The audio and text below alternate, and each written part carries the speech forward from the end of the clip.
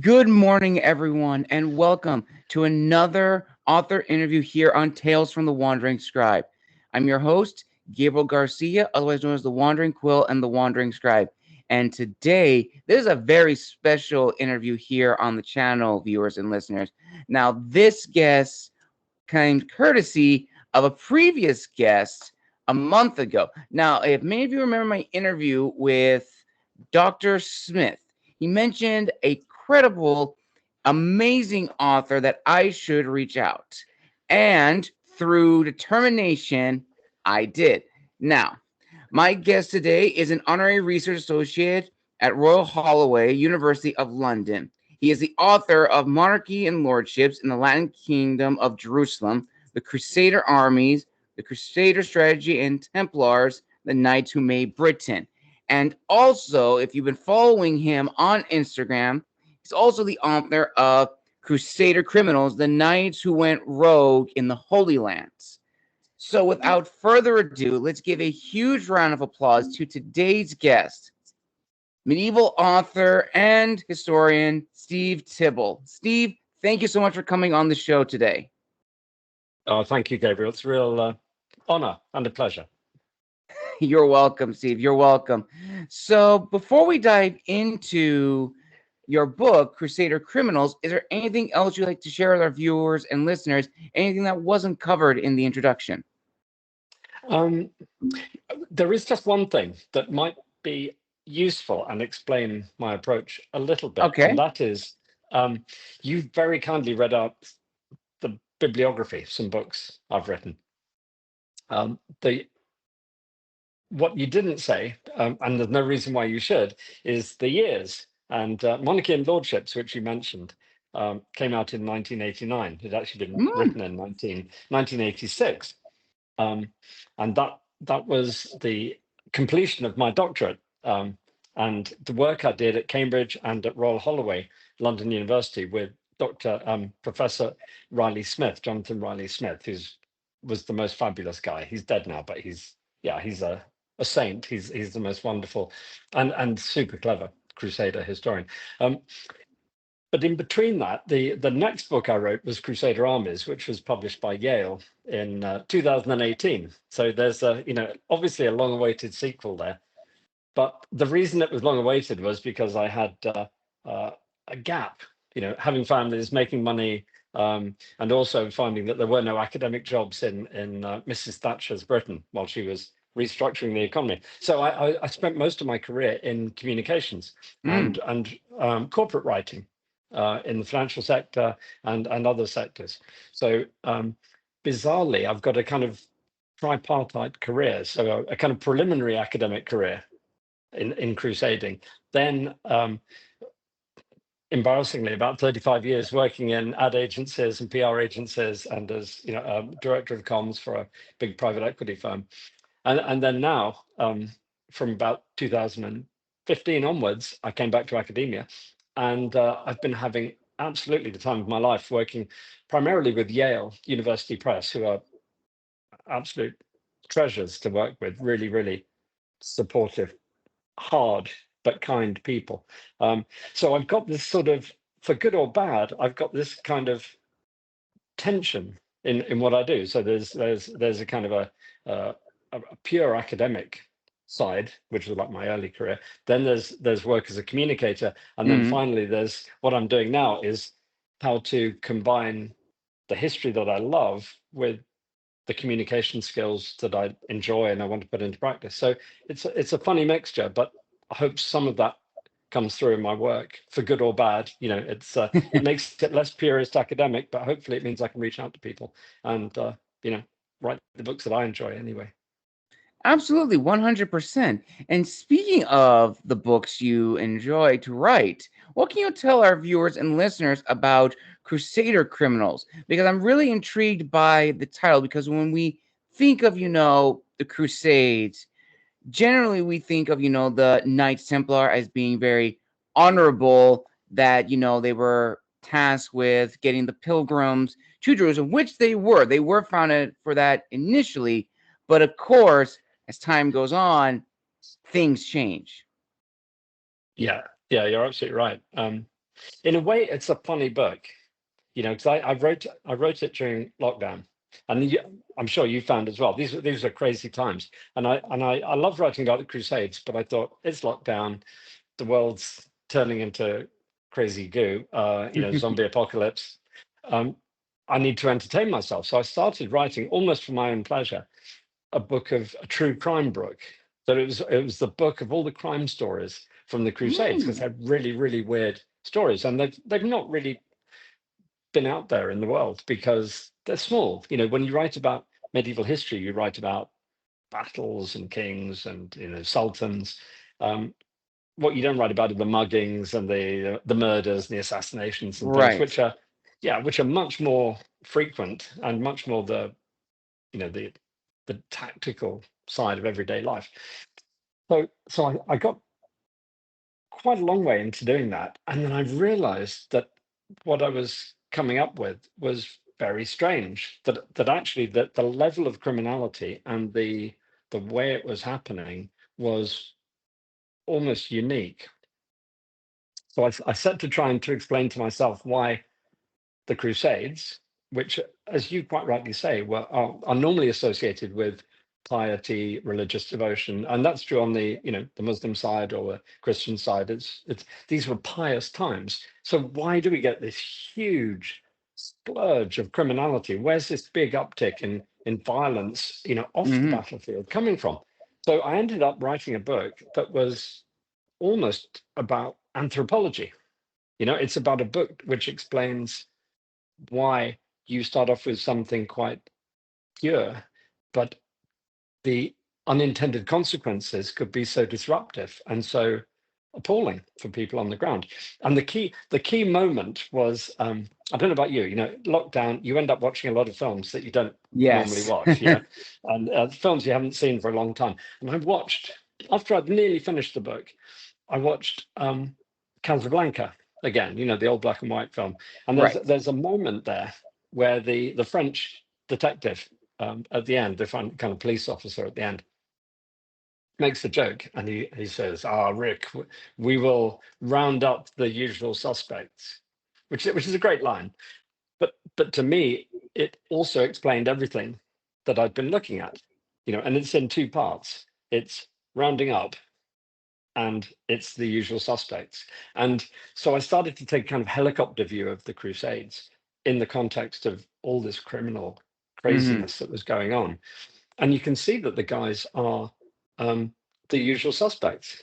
They are young men, dislocated from their families. Often they've been pulled in from thousands of miles away. There's the Crusaders. We think of it as a kind of a few Europeans just going over to the Middle East, but actually the Middle East was absolutely chock full of a lot of Asian nomads, Turkic tribes had been coming through. They were the main fighting force. There were obviously Crusaders coming from as far afield as Germany or Ireland on the Atlantic. There were sub-Saharan Africans coming up and fighting for the Egyptian army. It was like the whole world for 200 years just sucked in this kind of huge torrent of mercenaries and pious military. And the fighting season in a medieval war is a matter of months. So what do these Yeah. guys do the rest of the time? They're not going to go down the social security office and pull their pensions out. They Nope. don't have pensions.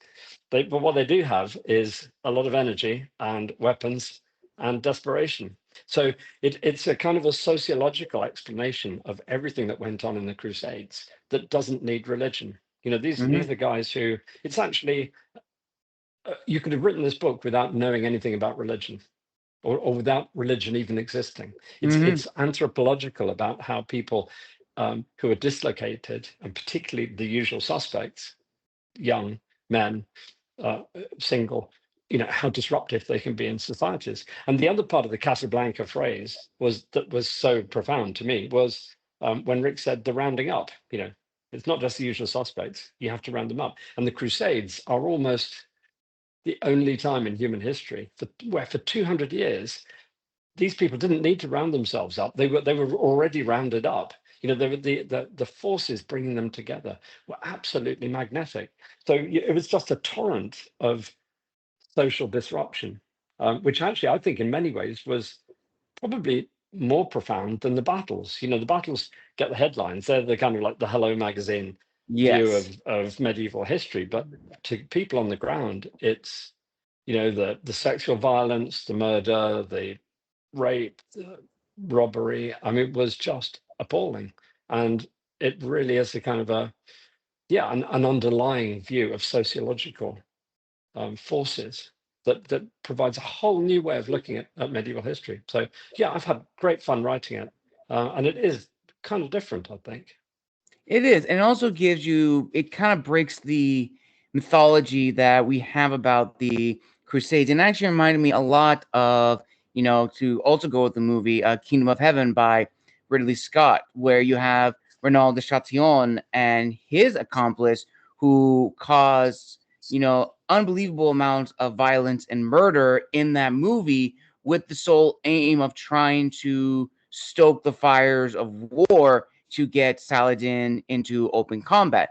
Of course, anyone who's seen that movie and anyone who's read history knows what happened. Like, the Battle of Hattin is just awful. Like, they lose very, very badly. They have no supplies. They're not near Jerusalem. They have no water. Saladin and his forces have been waiting, and they take it. They overtake the battle and they win. And it's just very, very interesting. And the lead up to that is everything, that you said, Steve, that the attacks on the caravans, the violence and everything. It really does break the mythology that, the knights were there for one purpose, was because, religious reasons, that they wanted to retake Jerusalem for the Catholic faith. In essence, it was more so of trying to get, some would argue, land estates, real estates, new territory to expand, whatever the reason is. There's a lot of things to digest of the Crusades, and there's so many different taglines. But before we, dive into that and the book, let's actually go back in time a bit, Steve. So let's go back to your childhood. So growing up, were you always fascinated with writing and history, or did those two elements come about later in your life? Yeah, that's a really good question. I was thinking about this, and I think the answer is I'm a really, really boring person, and I can prove how boring I am, because I've got a photograph. One of my earliest photographs is me, probably aged about 3, sitting on a lawn with one of my friends, Michael Collins, and we've got knights on horses. We've got a castle in the garden, and we're moving the knights around. Clearly, we're playing a kind of little war game, and I couldn't have been more than 3 or 4. And I still do that. I still write about the Crusades. I still play with toy soldiers actually as well. But that's my secret, so we shouldn't tell anyone that. But but it's the same with writing. I've got.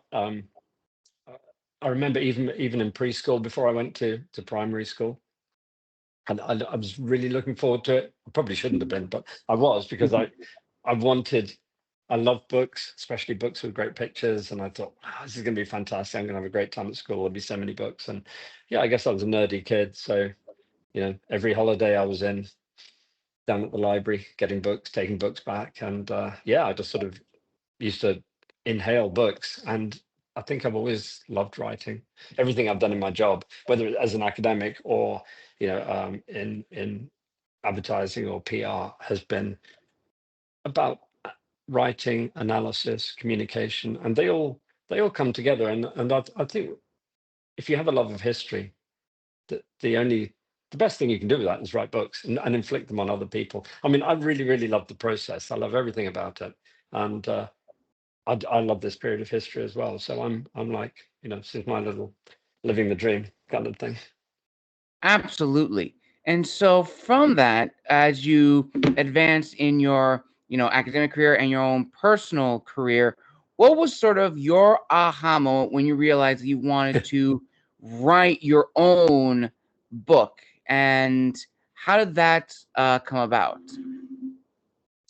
Yeah, to me, it was very easy. It was a very natural thing, and it wasn't a particular aha moment. It was, I think, writing a PhD is effectively having an expert guiding you to write a book, if you're very lucky. And I was very lucky. And my old supervisor at Cambridge, who then moved on to Royal Holloway, London, was Jonathan Riley Smith, was a fabulous mentor. And basically, he helped me write my first book back in the 1980s. And when it came to it, I don't even remember the process. He just said, "Oh, Oxford will want to publish this, so here's their address. You go around there." And he basically fixed up the meeting, and it just happened sort of very organically. And and ever since then, I've just loved the process. Obviously, when you've got kids and a job to do, and you don't have time to write the whole time, but I'm at a time of life now where I can really enjoy it and devote myself to writing, a lot, really, and I love every minute. And I think that's probably the goal for many authors, is to the point where we can write, full time and work and actually appreciate, the amount of work and effort that went into it. So now let's actually talk about the construction of Crusader Criminals, as well as going back to your previous works. So as a little icebreaker question, whenever you began writing your books, from your first book in the 1980s to Crusader Criminals, ultimately, what were the goals you had, not just for yourself as the author and the academic, but also your promise to your prospective readers? Because ultimately, you want your readers to take away something from the information that you're providing in your book. Yeah, you're absolutely right. I think part of it is selfish. I think most writers who've got the luxury of time to write what they want write something that they would like to read themselves, and I'm definitely in that camp. So that's my starting point, is if I'm getting bored, then the readers are going to be very bored. So I always try to position it as something that I would find fun, and something that I find surprising, because I know I occasionally look at things and you forget the sense of surprise and mystery that sometimes comes across you when you read a certain fact or come to understand a certain situation. And so what I deliberately try and do is take myself back to the first time that I came across this, and I thought, wow, what does that really mean? I hadn't realized it's like that. And I tried to be what I really enjoy reading, which is also what I try to write, which is something that is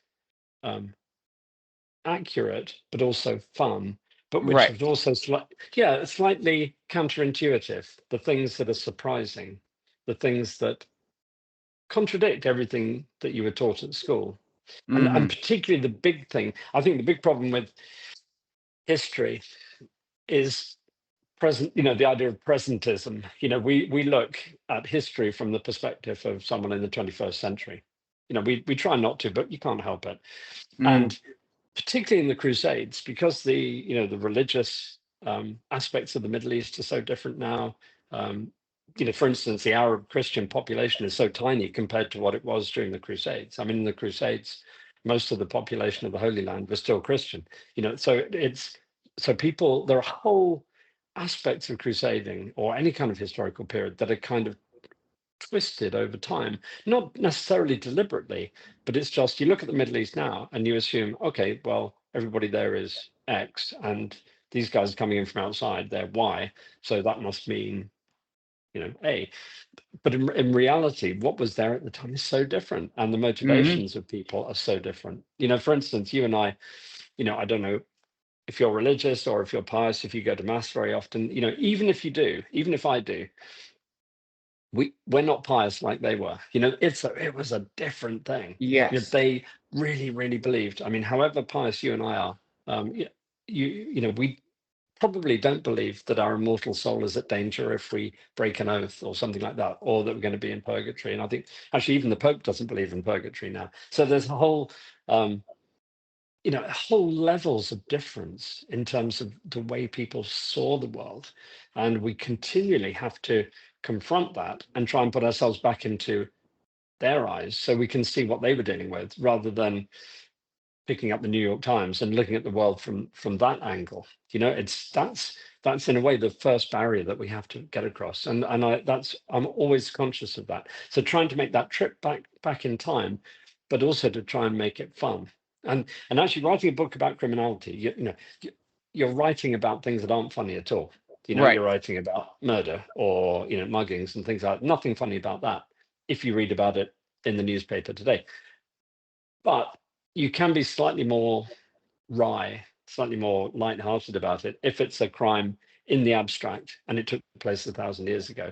So there's, you know, there's still more room to make it accessible that way, and to not make fun of people's pain, but to explain things in a way that's more accessible to people that they can understand. Right. And it's almost kind of like a cruel irony because you always think of, like, the knights as very chivalrous, very honor bound. But as we know in history, some of the most well begotten knights committed some of the most heinous atrocities. And of course, 100% agree, like from the modern perspective, we will condemn those atrocities. But we have to think, okay, if we were who we are in that time, our perspective, our beliefs are going to be vastly different, and we have to really understand that.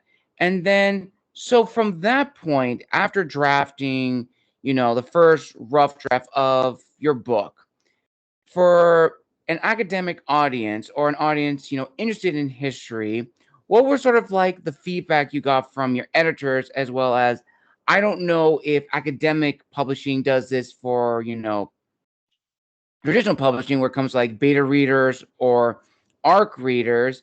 But generally speaking, from your first book to now Crusader Criminals, what has been the overall response? Positive, very critical, or somewhere down the middle? Yeah, no, that's a really good point.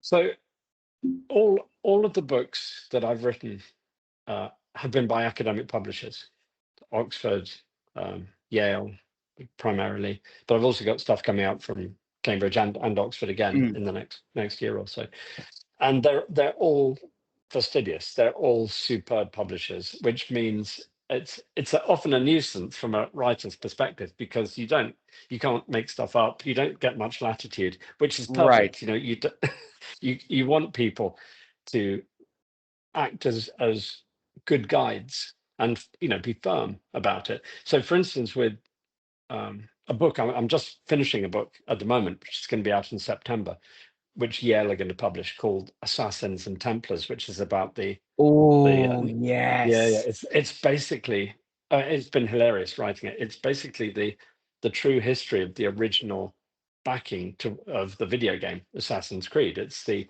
Templars and the Assassins in the 12th and 13th century, and the weird relationship they had and the crazy things they got up to. So it's been a wonderful book to write, and perhaps if I'm lucky, you might invite me back later in the year to talk about it. Oh, But definitely, for sure. I absolutely love that you brought that up, because big fan of, Assassin's Creed, as well as the history behind it, which I definitely feel doesn't get a lot of scholarship, especially the contributions the Assassins did to, the First Crusades. And some would argue that the Assassins played a role in making the Levant region susceptible to the Crusaders, at least in the early periods, dominating that region. yeah, no, you're absolutely right. I mean, it's a very rich topic, and I was shocked how little work has been done on it. There's been a lot of good academic work, um, but often it's quite biased. It's quite factionally biased. Mm-hmm. And equally, 99% of it hasn't got out to the general reader. So I've been having great fun doing that. But I'm still in the process of it. And yet, for instance, I'm just using this as an example. So between myself and Yale, they've got 6 independent professors and doctors looking at the script. You know, every line is gone over by not just, you know, I go over it a dozen times till I can't see anything, but they've got 6 independent experts looking at it, criticizing, critiquing, usually being very supportive, but telling me where it's wrong. This is rubbish. You need to take that out. You need more of this. And it's a painful process, because it's like, the book is my baby, and Yeah. I'm partly in love with it. And then you get these people, and they're coming around, and it's like someone scratching a car. It's not great. It's painful. But in this case, it's very important, and it's a very professional process. And then Yale will have 2 copy editors working on it, and professional cartographers. So it's a long process, and it's a hard process. But when you're working, particularly with an academic publisher like Yale, who are very good academically, but they also want to get their books out to the broader public. So they're not scared of putting it out in paperback. So for instance, Crusader Criminals we're talking about today, that's going to be out in paperback in July, and it'll be on a lot of bookshops and things like that. So it's a funny mixture where they've got the academic rigor, but they also have a kind of a goal of trying to get it out so that people can read it. And ultimately, I always feel there's not there's not a lot of point in me writing these books, and if my mum's the only person who's going to read them, so True. I want to write for a purpose, and that is for people to read them, and they don't have to agree with it, but it's at least a provocative way of getting people interested in what the human experience was in this period. Absolutely. And then jumping from that, we just say that the response you've gotten from readers of your book have, in a way, validated the goal that you set out with, as you mentioned in the beginning, that yes, you want these books to be academic. You want the readers to learn something, but you also want them to, question what was already preconceived about a certain part of history, in this case, the Crusades. No, you're absolutely right. And it's a very, very rich process, painful sometimes, but it's a very good process to go through for the author. And I hope that the effect of that is seen by the reader. They may not appreciate it, but I know my books are a lot better for having outside readers give it a good kicking sometimes. It's like, I think the danger for some writers, I mean, obviously I'm not in this category, but if you're a very successful writer, people stop editing your work, so the books become bloated. You say things that are sloppy. I'm nowhere near that famous that anybody would give me that latitude. And I really appreciate the fact that that real professional people give you positive, creative input that is critical as well as supportive. Because if I want somebody to say my books are great, I'll talk to my mum. I won't that, but it doesn't do me any good. That doesn't progress anything. It doesn't make my books any better. What you want is somebody who knows what they're talking about and who can provide an external perspective. And actually, the feedback has, particularly, for instance, just taking Crusader Criminals, has been very good. I mean, I'm told, and Crusader Criminals. I mean, partly commercially, I know little about these things, but I know it's coming out in Italian, it's coming out in Spanish. Right. One of my previous books yesterday was announced it was going to come out in Romanian. So you can see that there's an interest in the subject, which is very good, very satisfying. Something like Crusader Criminals, there was a little bit of pushback on social media, and I do, Twitter and Facebook and LinkedIn and Instagram, but not that I particularly enjoy it, but one has to communicate, and there was some pushback from people. Ironically, they were only people who hadn't read the book. They'd people who'd read the cover and thought maybe I was being a bit racist and just kicking the Crusaders and making out the Europeans were the bad guys and everything. And in fact, the book doesn't do that at all. The book looks at criminality across the whole piece. Some of the Right. worst psychopaths were Turks, or local Arabs, or whatever. I mean, this is completely equal opportunity, and I think we're obsessed with certain things. Like, for instance, race is a big thing. It wasn't always a big thing, but it's become a big thing more recently.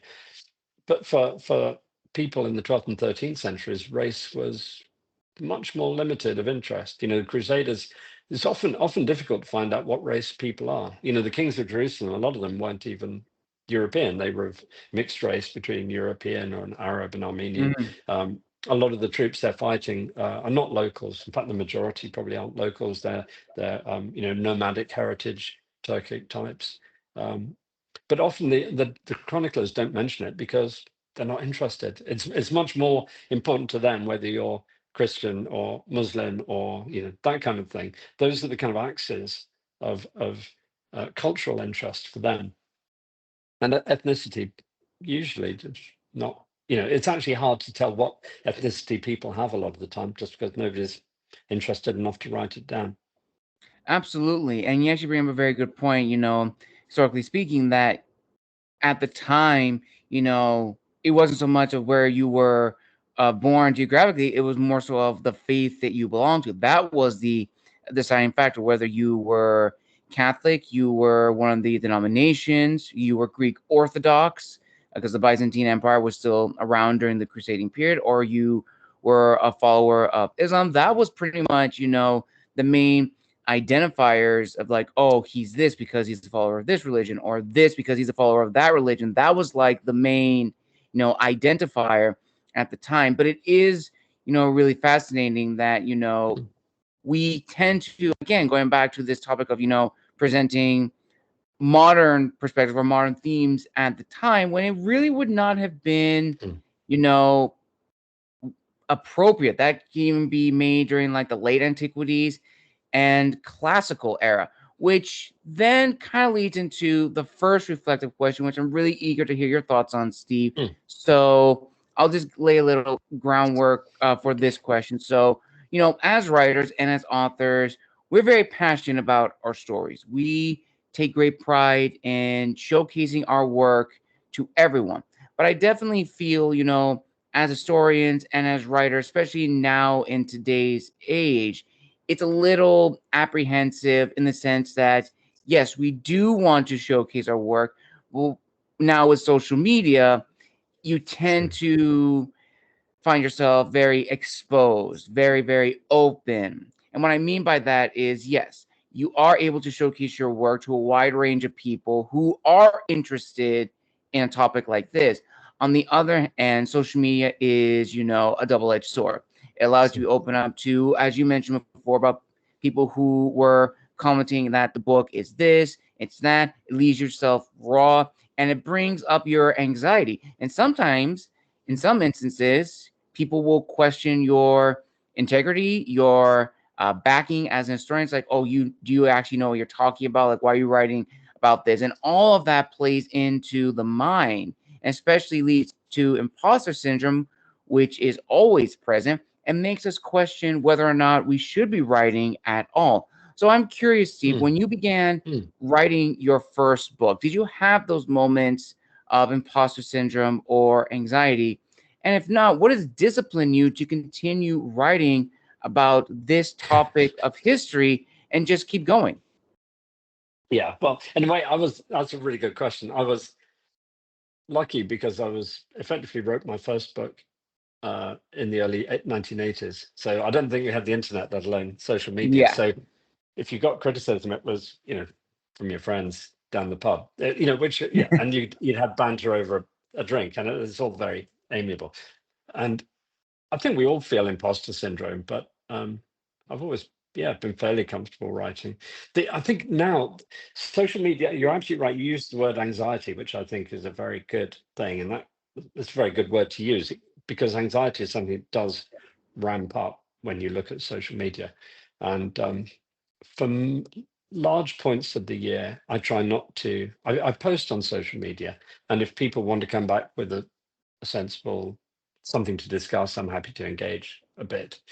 But I try not to read a lot of it. I'm very lucky that my wife is much better at these things than I am, so I can create content. She helps me post it, and then I quite often I just don't read the feedback. I'm assuming it goes out there. Yale tell me it's working. Other friends say, oh, it's all great, you're getting out there. But if I make the mistake of looking too closely, then you find people who don't know anything about the subject, saying crazy things that might be, that I wouldn't agree with, politically or culturally or whatever. Hmm. And they're perfectly entitled to have those views, but I don't really want to engage with them myself. So I tend to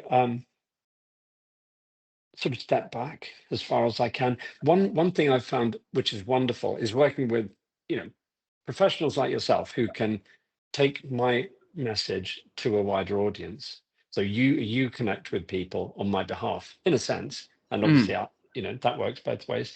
But working also through the media. So Crusader Criminals, BBC History magazine, which is superb, and they're like Yale. They really push back on everything. They're so meticulous. Um, they ran the book as their front cover story when it came out. They actually gave it the front cover as well. It's the lead story and front cover.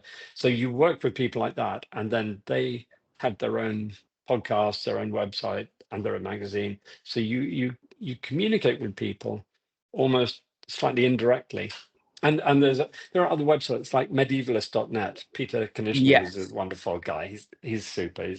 He's a great chap. Um, and I write a lot with him. He uses it as content, and it goes out there. People get the word. They like it or not. But I don't. It means that I can have a multiplier on my communications without having to sit down with people and down the pub and get out there. And in a way, I know it does produce anxiety, but I also think we have to look at the positive side, which is, Hmm. I feel blessed that I've got a reach through people like you or BBC or medievalist.net that I wouldn't have otherwise. It's like having a huge advertising budget that's really geared for people who like, history books or medieval history books. It's very, very specific. And in no previous time in world history would that have been possible. Hmm. I'm writing these books and I'm able to reach out to people around the world, and some of them will connect and take an interest in it. And that to me, that is very satisfying. There's always going to be crazy people, and but you can find crazy people in a pub as well. You don't have to just find them on social media. Absolutely, 100%. And that actually kind of leads now into my favorite segment of the interview, which is the business side of being an author. And I know Dr. Thomas Smith had an interesting answer to this first Mm. question. So I'm eager to see if you also, share the same response. And that is, of course, being an academic author, works, published through Yale, Cambridge, the Oxford Press. I'm curious, looking back on the success you've had thus far, would you have had the same success if, let's say, you published your books, but let's say through a nonfiction publishing company in the UK? Or if not, would you have still gone the same direction as an academic author? Good point. Um, It's very difficult to know, because it's almost a what if question. Yes. Yeah. I mean, I that's one reason why I like working with Yale in particular, because I'm using academic material, but I'm trying to articulate it and repurpose it in a way that will have appeal to a much broader audience. And Yale obviously it's a superb brand as a university and as a publishing house, but the publishers have the ability, Yale as a publisher want a broader audience than just academics. I mean, if I was writing just for Crusades academics, I Hmm. see most of them. We go out and have drinks and have pizza very frequently. There's a huge number of Crusaders, and if I was writing for academics, I would probably know everybody. And why would they buy the book? Because I'll probably give them a copy, and or they'd get it down the library. It's a very if you're just academic, it's a very small closed circuit in a way. It's a small bunch of people, and you're all talking to each other.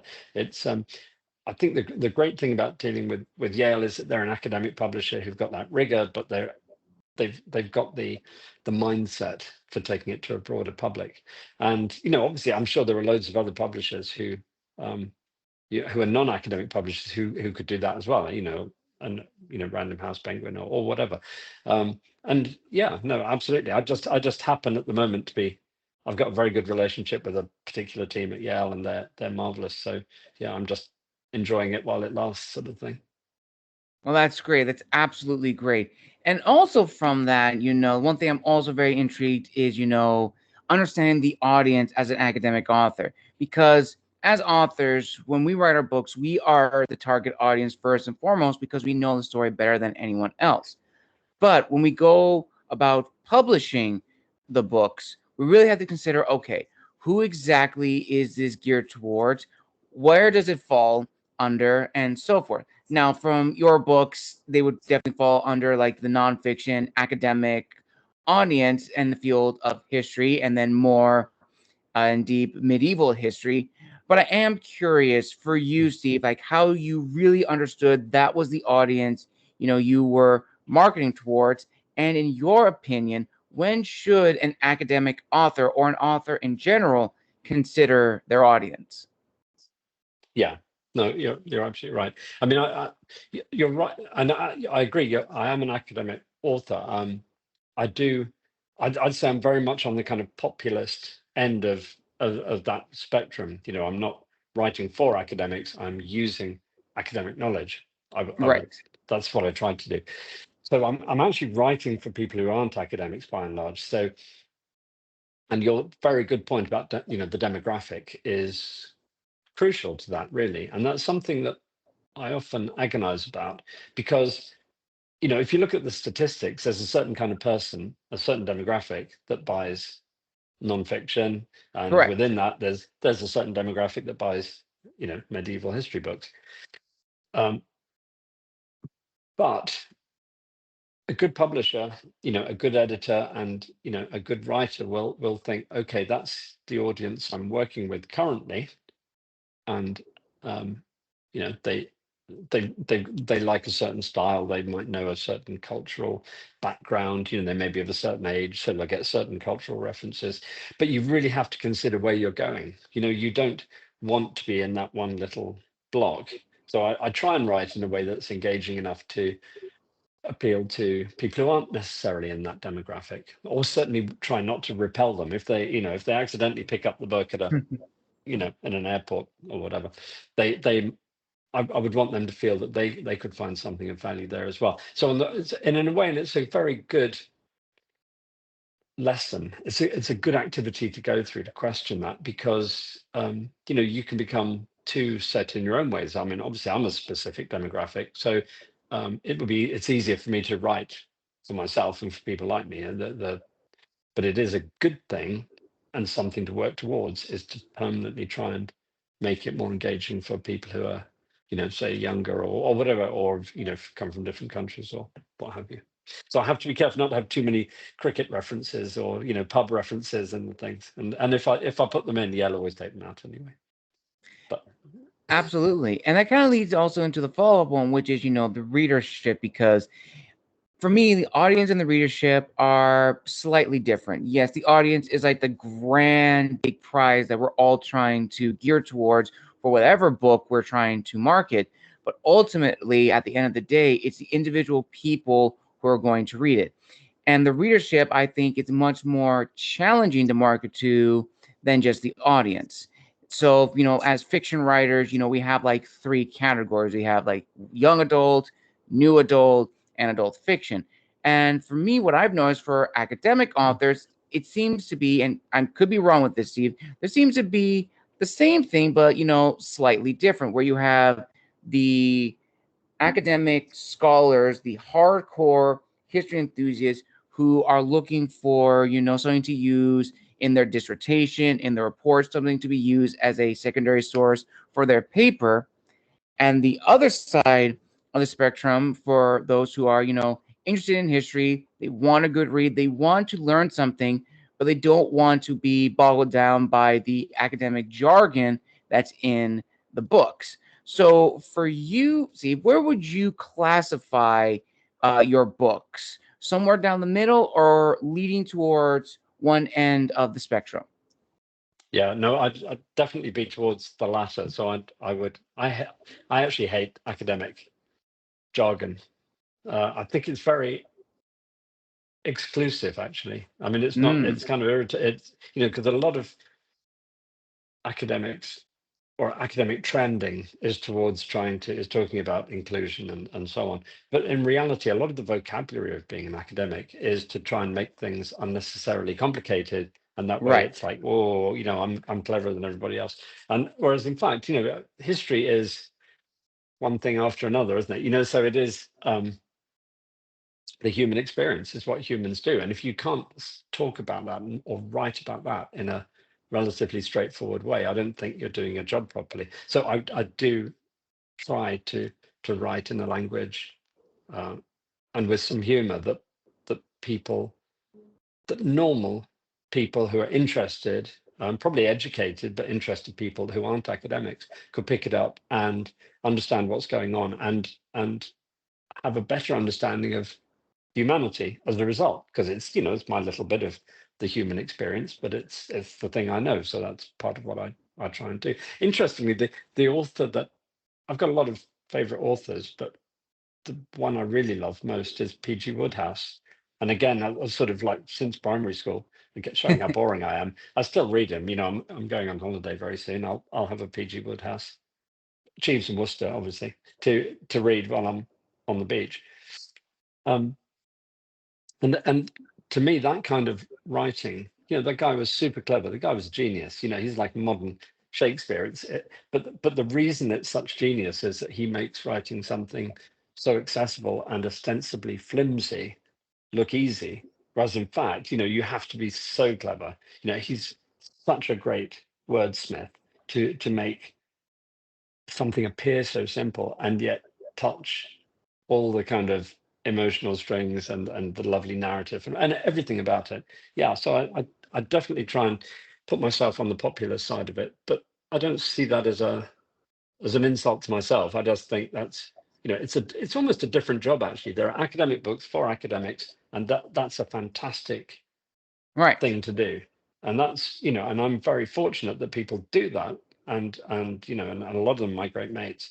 And but equally, I like working with that data and trying to take it out to a broader public so that people can better understand the subject and better understand their academic work as well. It's taking, you know, some other academic ideas out to a broader public.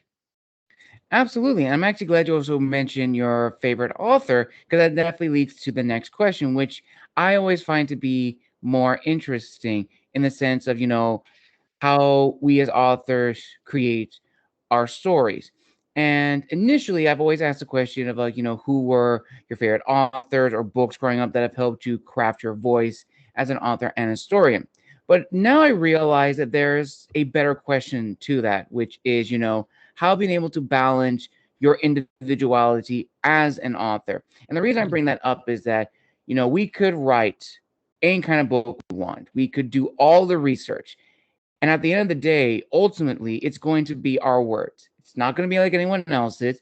It's not going to be like, you know, this person. To give an example, just looking at my own personal collection, like Mary Beard, Dan Jones, Wolfram, all of these great academic authors who have done like incredible amounts of research in their own fields.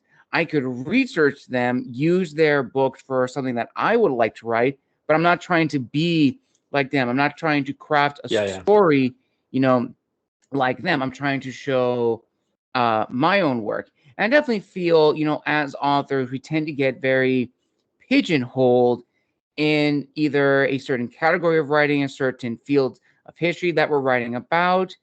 And yes, we do have our comfort zones, but we shouldn't be restricted to just those. We should be cross genre or cross disciplines, in the sense if you're just staying in history, definitely try writing something that's outside of your scope. Like if you are a colonial historian, maybe try writing something that's in like the late medieval period. You never know. Try. And ultimately, this question of balance your individuality with the stories, with the authors of the past, is probably one of the most challenging things. So for you, Steve, how have you been able to use this or Mm. understand your own balancing skills as an author while also showing respect and reverence to the sources that have existed before, pulling from them and using them when needed. Yeah, no, absolutely.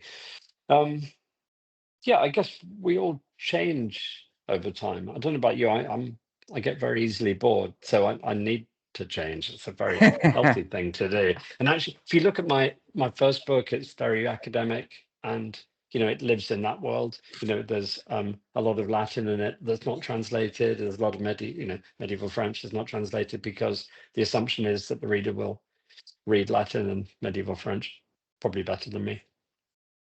But as I've gone on, it's become more colloquial, and it's partly because I've become more interested in that.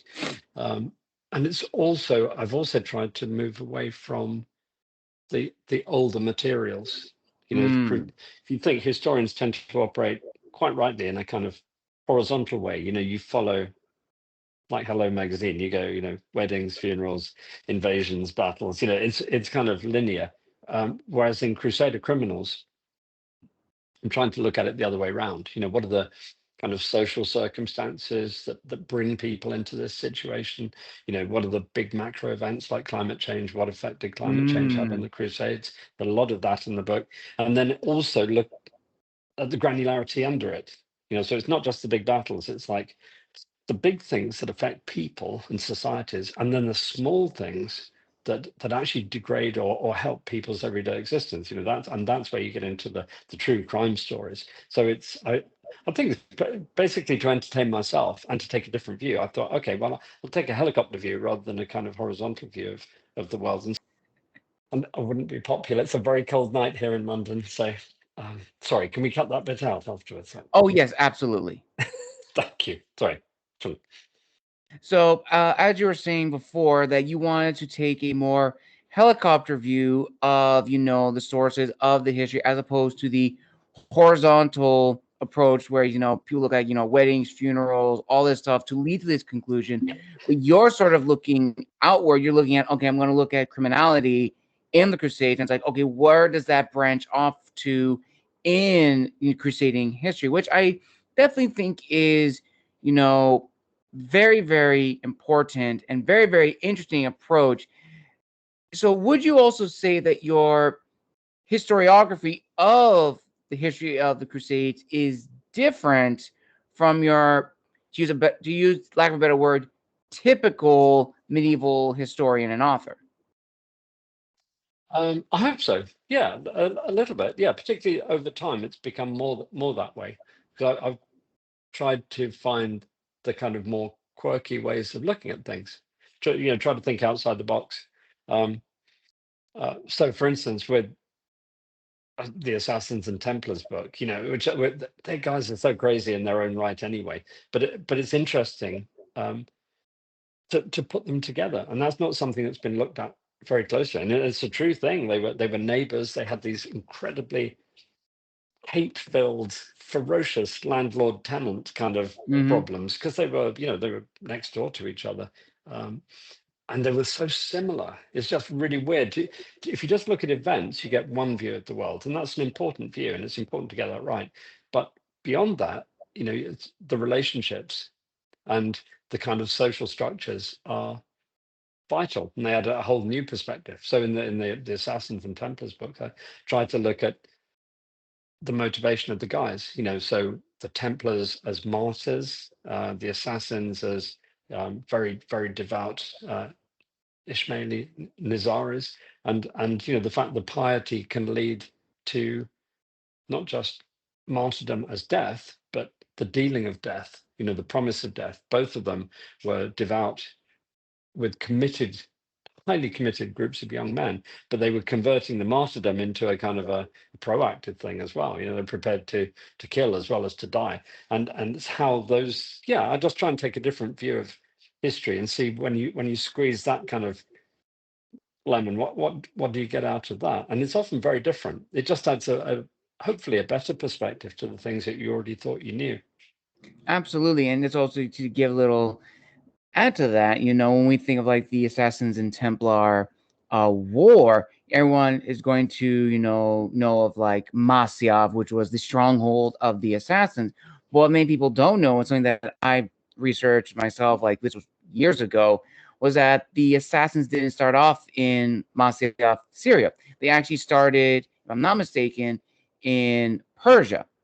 They actually started Indeed. off with the Persian Brotherhood, and the Masyaf Syrian Brotherhood was a splinter faction that broke away. And of course, the Persian Brotherhood, dissipated, dissolved into obscurity, with the Masyaf Syrian Brotherhood being the one that we consider as like, the focal center of assassin history. And many people don't know is that beyond the Templars and the assassins, you had the Templars and the Mongols. Templars and the Mongols also fought the assassins, but unlike with the assassins and the Templars, which you could argue was almost very much like a stalemate between the two, the Mongols decimated Masyaf. They laid siege to it, and the assassins were ultimately defeated. So it is very interesting to learn about, that history and just explore on it. And really, it's hitting, and also what I really like, it's hitting a target audience that many people don't consider, which is, of course, in a way, it's targeting fans of the Assassin's Creed games without knowing it. Because even if you've never read the books or any history of the Assassins, or real life history, the games have immortalized the lore. Granted, there's been liberties with the lore as the games have gone on, but especially, just the first game, which is supposed to be the truest one to the actual history, I absolutely love. And ultimately, we're talking about, books, creating something new and creating our brand as authors, which leads to a very important discussion, Steve, which I'm very eager to hear your thoughts on. So I'll lay a little, again, groundwork for this question, and it's a big one, so just brace yourself. So I've been doing these interviews now for 6 years, which I never thought I would be doing. I initially started doing this as, during lockdown to talk with my friends in the independent author community. And more recently, I want to say back in 2021, 2022, I began reaching out to historians. And from there, branched out into more historians and more and more and so forth until last year alone, I decided to make YouTube videos as a part-time career. And I've absolutely loved it. I've had the opportunity to meet so many incredible authors from all different walks of life, from different backgrounds, from different stages in their life. And I've learned a lot of great pieces of information. And the one thing that I've learned from these people is that as authors, whether you're traditional, independent, hybrid, academic, whatever, there are two roads: to be an author and to be known as an author. Down one path, you are dedicated to the art of storytelling, being a wordsmith, not motivated solely by capital, but it's nice to get a little bit of money here and there. The other path, to be known as an author, is the most enticing, especially for first-time authors. And that is an individual dedicated to marketing, going on shows like these, promoting their books on social media, going to panels, going to festivals, and so forth, what have you. Now, each path has its own hurdles and trials, but definitely the second one, again, is the most enticing, but it leads to a lot of unrealistic goals and expectations. And the hard truth about the publishing industry is that there is no guarantee your first book is going to give you the overnight success you're looking for. Whether you're traditional, indie, hybrid, or academic, this is not a get-rich-quick scheme. It is not. And, there are exceptions, of course, to that rule. There are authors whose first book did give them that status, and that is incredible for them. But generally speaking, you have these highs and you have these lows. And there have been a lot of authors that have been on the show who have talked about friends who have tried to get into this industry, making this sole source of income. And within a few weeks, their passion's dead and they're no longer interested in writing. So, Steve, I'm curious to hear your thoughts on this and your own feedback was like, yes, it is true that in this industry, there is no guarantee your first book is going to be an overnight success, but it shouldn't stop you from honing your craft as a writer if you are truly passionate about being a Yeah, storyteller.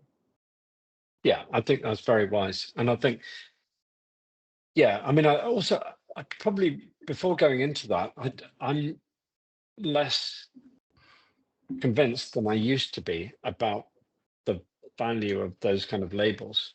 You know, Mm, that I, on the one hand, you've got, somebody who's in the craft, and the other one is somebody who's marketing the book. And actually, I think you probably have to do both. Or if I love writing, I really enjoy it. Ultimately, there's no point in me writing if no one's going to read it. I just put it under my bed. I put the manuscript, in a cupboard. But I want, I feel part of the point of writing is to engage with people and create an audience who understand that if they buy one of my books, for good or bad, they'll get something that they understand what they buy, if or not. you know so I and you do that by doing podcasts and festivals, and and reaching out. I I think I was embarrassed about doing it at first because it seems a bit mm, sordid. It's like, oh, I'm hustling for whatever. But in reality, what is the point of writing a book if no one's going to read it? So I think it's sort of like the music industry, and it comes back to your question about money as well. mm, You can look at music and say, wow, Led Zeppelin, or whatever, yeah, or Taylor Swift, huge multimillionaires. It's what a fantastic career that is. I want a bit of that. But in reality, that is 0.01% of the music industry. The typical musician is working behind the bar, or working, playing a pub on a Saturday night. It's not really an income stream that's reliable. And I wouldn't I've worked in other fields for many years, so that pay proper regular money. And books are lovely, and it's nice to get money, but I would not recommend anybody with a mortgage and a family rely on it as their kind of sole income. I think it's a lovely thing. If you can get a breakthrough, then absolutely 100% good luck to you. But for most people, that's a dream. It's Led Zeppelin did well, but that doesn't mean that everybody's going to. absolutely. And it's also, as another author point out, it's also a mindset because you have to think of, are you going to be a writer who just writes as a hobby, or are you going to be a commercial writer? Because those are, again, two different mindsets. One is just writing just to Mm, write for themselves, and the other one is trying to write for market, trying to get that niche that is very popular.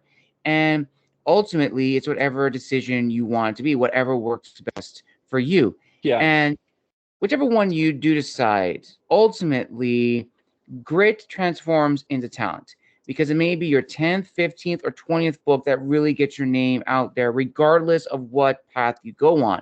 And when you do reach the status that you like, then you can say, if you've enjoyed this book, check out my other ones. And mm, ultimately, what I think is also very helpful as authors, I know we talked about social media, but one thing that is very imperative is networking and connecting with other authors, with other yeah. individuals. And I'm very interested to hear about that for you, Steve. So, when you began writing, how important was networking to you at the time of your first book to now Crusader Criminals? And are there any individuals that you'd like to give a personal shout out to who have helped you along the way in understanding the industry and business much better from when you started off? Yeah, no, that's really, really good point. I don't think anybody had invented networking when I wrote my first book. So, um, in those days, you just kind of got along with it. I think just before I answer that, I also think, again, the labels are not it's not black and white. I wouldn't necessarily recognize the labels. I think if, between being a commercial author or a, creative author, that those are almost unrealistic extremes of the spectrum there. Because I think if you say commercial, it sounds almost demeaning, um, Mm, but also um, it sounds like you're just sucking all the fun out of it. And actually, I right. think if you want to make money, you shouldn't be an author. If you do make money as an author, that's great. but it's luck. It's not to be expected. It's to me, it's something that's it's like playing the lottery. So but equally, I think being a creative writer with no intention of anybody reading it is lovely, but it's a very kind of self-indulgent thing, and that's a lovely thing, but it's what you put under your bed when you've written it. And I think it's probably more healthy and more realistic to think of it as a blend.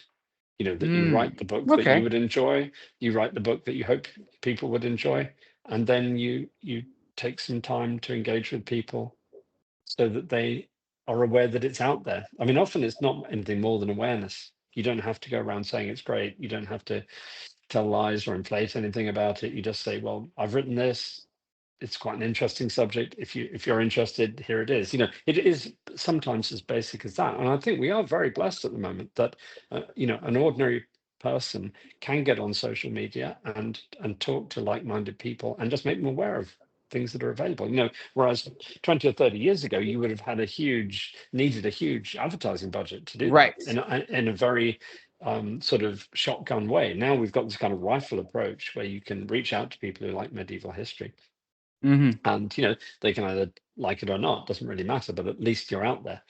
And the other thing, I guess, in terms of sociability and networking, I love it, but probably not for a commercial reason. I mean, I sort of network with sort of fellow academics, and I'm really lucky because the community, the crusading community in Britain is lovely, and there's lots of nice guys. But particularly in London, a lot of people from different parts of England come into London, and we meet not every week, but probably meet people from that group every week or every other week, and we have seminars. But the seminar is followed by a trip down to the Marquis Cornwallis, and then off to get a pizza and then have another drink. So it's a very sociable group, really friendly people who are supportive of each other. They're not, people. I think there's this kind of trope of academics being very kind of, knifing each other in the back and competitive and everything. And I know it's true in Right. some places, but most academics are, just want to reach out as well. They're doing their work. It's often quite a lonely job working in libraries, and the guys, certainly the guys that I know around here that I network with. It's just fun. They're really nice people. They're very friendly, and we support each other. So if you've got a problem, you can reach out to someone. A manuscript that you haven't got a copy of, or you've not seen, or a language that you haven't got, you can reach out to a friend, and in a couple of hours, you probably have some feedback on it. It's a very nice. It's not a commercial networking thing, but it's a very supportive, very happy network. And I feel very lucky to have found it, and be a part of it in a small way. So yeah, it's great. Are there any individuals that you like to give like a personal shout out to who have really helped you on your journey, or even just people that you just connected throughout the years who have been like amazing individuals?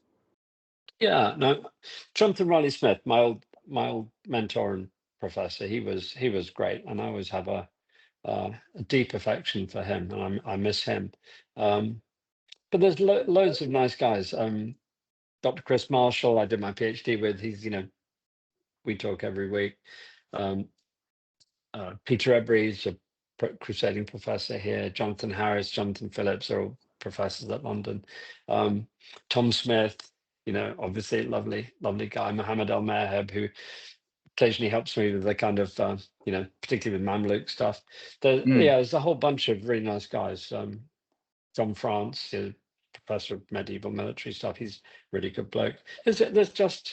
It's a surprisingly friendly, supportive, fun group of people. Yeah, no, and it's not always like that. And I do know that, it can be different in different places. So, for instance, we do get some people coming into our network who are from other fields, and they actually make a point of hanging out with us because their fields are slightly more political, or slightly more aggressive in the way they deal with each other, slightly more competitive. But the bunch here are very, very nice, and it just makes it all worthwhile, actually.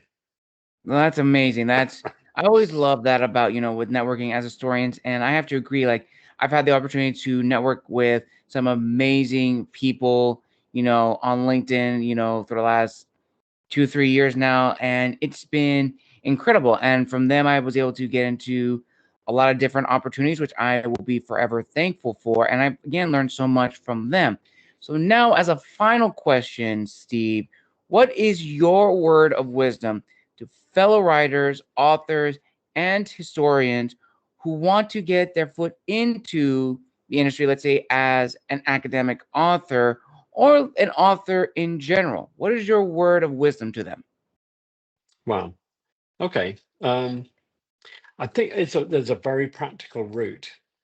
Unless you're very, very lucky and you write a genius thing that just blows everybody away, the normal approach that works is to do a proposal.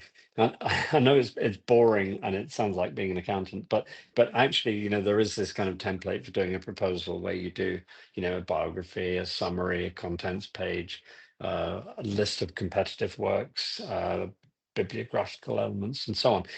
So any publisher is going to want to look at that, unless you're really, really lucky and have something that is extraordinary. So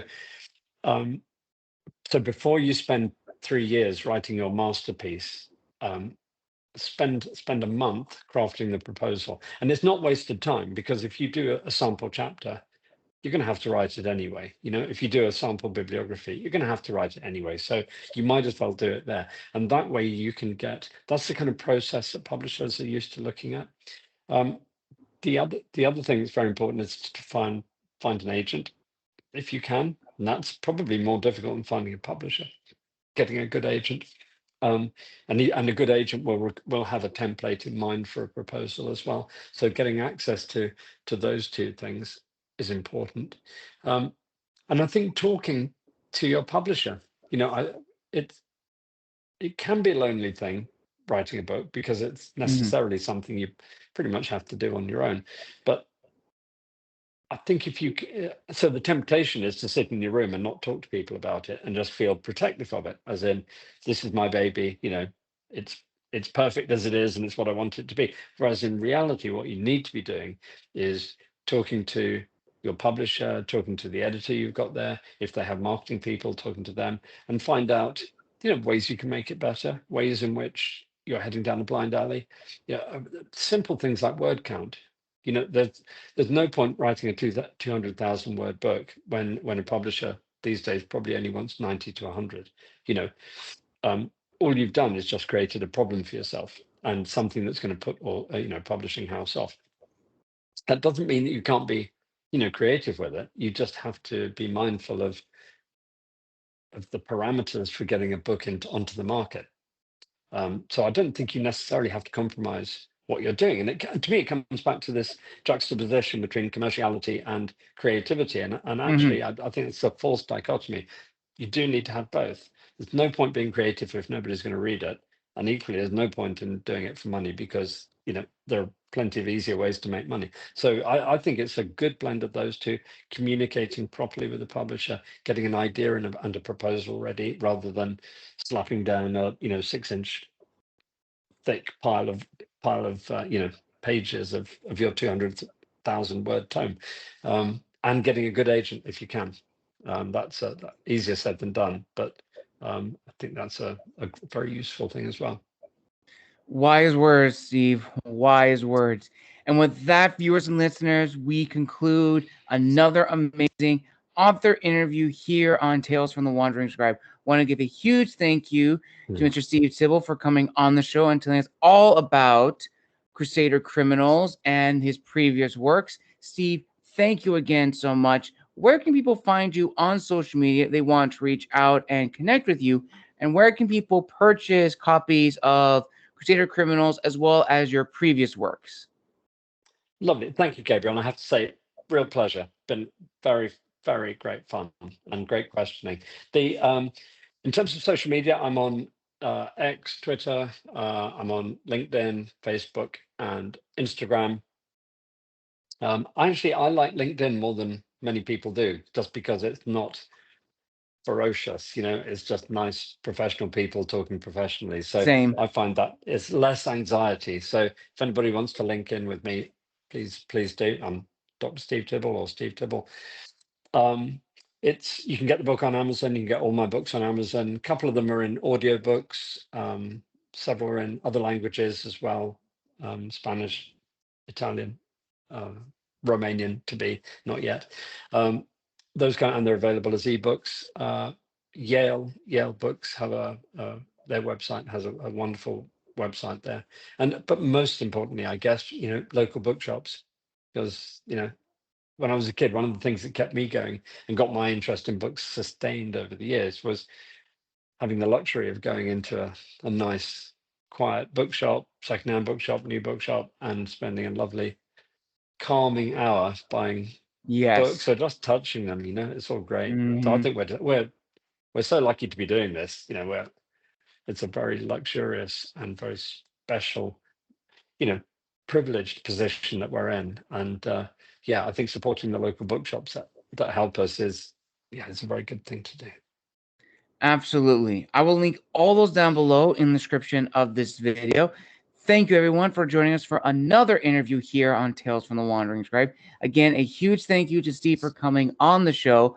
But this will not be the last time we see Steve. Hopefully, possibly, we may see him again with his fellow medievalist colleague, Dr. Thomas Smith, for a future Historians Lounge episode for Season 3. Who knows? Stay tuned for more details in my newsletter, as well as posts on LinkedIn and social media. And as always, viewers and listeners, make sure to like, comment, and subscribe down below. And until next time, have a wonderful evening, morning, afternoon, wherever you are in the world.